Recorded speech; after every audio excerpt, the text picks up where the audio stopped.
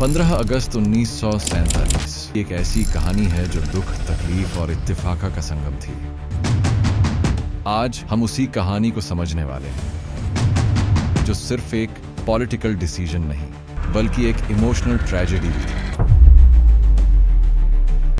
सब कुछ शुरू होता है 16 अगस्त 1946 से, जब मोहम्मद अली जिन्ना ने डायरेक्ट एक्शन डे अनाउंस किया। जिन्ना का कहना था कि अगर उन्हें पाकिस्तान नहीं मिला तो वो किसी भी हालत में चुप नहीं बैठेंगे। इस प्रोटेस्ट का कहने को मकसद शांतिपूर्ण आंदोलन था, लेकिन असलियत में इसने एक खतरनाक रूप ले लिया। इस दिन के बाद जो हुआ उसे द ग्रेट कलकत्ता किलिंग्स के नाम से जाना जाता है। हजारों लोग मारे गए, हिंदू और मुस्लिम एक दूसरे की जान लेने पर उतर आए। ये दंगे सिर्फ एक दिन की बात नहीं थी, बल्कि अगले 1 साल तक लगातार चलते रहे। हर दिन 200-300 लोगों की मौत की खबरें आती रहीं। शुरू में कांग्रेस ने इसको एक टेम्पररी क्राइसिस समझा, लेकिन धीरे धीरे सब कुछ उनके हाथ से निकलता चला गया। दंगे पूरे देश में फैल चुके थे और ब्रिटिश सरकार भी ये देख रही थी कि अब कुछ बचाना मुश्किल है। इस वजह से इंग्लैंड के प्रधानमंत्री क्लेमेंट एटली ने 20 फरवरी 1947 को अनाउंस किया कि चाहे भारत के नेता किसी फैसले पर पहुंचे या नहीं, अंग्रेज 30 जून 1948 तक पावर ट्रांसफर करके यहां से चले जाएंगे।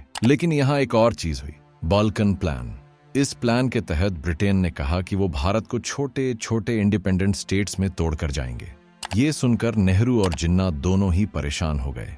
नेहरू जी का कहना था कि हम 2 देशों का भी बंटवारा नहीं करना चाहते और आप इतने सारे टुकड़े करने की बात कर रहे हो। जिन्ना भी एक यूनाइटेड पाकिस्तान चाहते थे। ऐसी स्थिति में अगर ब्रिटिश बिना किसी निश्चित फैसले के चले जाते तो भारत का हाल क्या होता, इसकी सिर्फ कल्पना की जा सकती है। इसलिए नेहरू और जिन्ना दोनों को एक कॉमन ग्राउंड ढूंढना पड़ा। कांग्रेस अब पार्टीशन के लिए तैयार होने लगी, क्योंकि दंगे दिन ब दिन भयंकर होते जा रहे थे। कांग्रेस के प्रेसिडेंट कृपलानी जी ने कहा कि अगर एक सिविल वॉर होने का खतरा है तो उससे अच्छा है कि उन्हें पाकिस्तान दे दिया जाए। 19 मार्च 1947 को नेहरू जी ने भी ये स्वीकार कर लिया कि पार्टीशन ही एकमात्र समाधान है। ब्रिटिश जल्द से जल्द फैसला लेना चाहते थे, इसलिए लॉर्ड वेवेल, जो उस वक्त भारत के वायसराय थे, उन्हें हटाकर लॉर्ड माउंटबेटन को भेजा गया। माउंटबेटन का काम था कि जल्दी से सब कुछ फाइनल करके भारत का बंटवारा कर दिया जाए। लेकिन यहाँ एक और प्रॉब्लम उठ खड़ी हुई। पंजाब और बंगाल के लोग, सिख और हिंदू जो पंजाब और बंगाल में रहते थे, उनका कहना था कि अगर ये पूरे के पूरे रीजन पाकिस्तान चले गए तो उनकी सेफ्टी का क्या होगा। जिन्ना ने कहा कि हिंदू और सिख पाकिस्तान में माइनॉरिटी के रूप में रह सकते हैं, उन्हें कोई दिक्कत नहीं होगी। लेकिन यही जिन्ना जो कहते थे कि हिंदू मुस्लिम एक साथ नहीं रह सकते,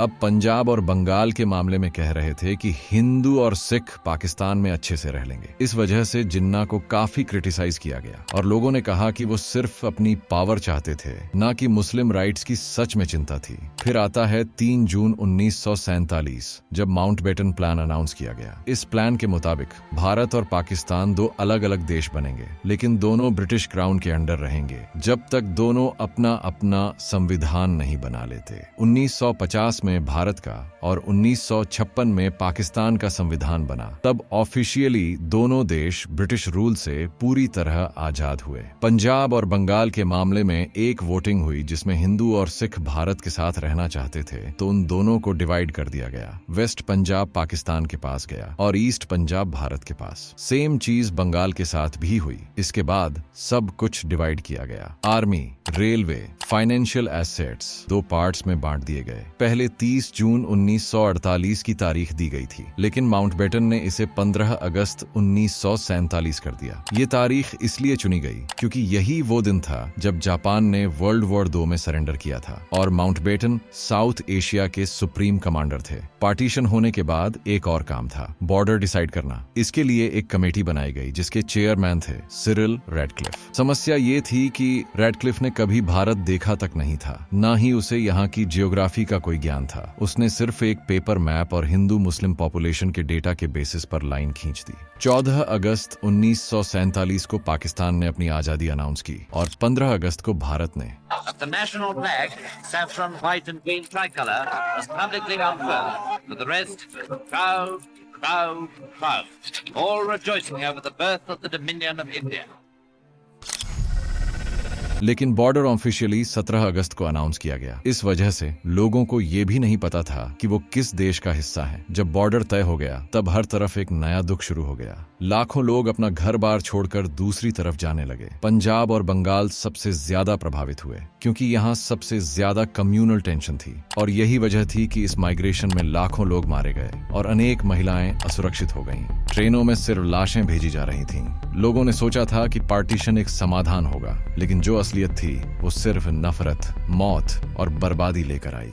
जिन्ना जो पार्टीशन के लिए इतना ज्यादा लड़ रहे थे वो सिर्फ 1 साल के अंदर टीबी से मर गए और आखिरकार 26 जनवरी 1950 को भारत पूरी तरह आजाद हो गया जब हमारा संविधान लागू हुआ और पाकिस्तान 23 मार्च 1956 को पूरी तरह स्वतंत्र हुआ। आज भी ये पार्टीशन एक ऐसी कहानी है जो हर हिंदुस्तानी और पाकिस्तानी के दिल में दुख और कसक छोड़ गई है।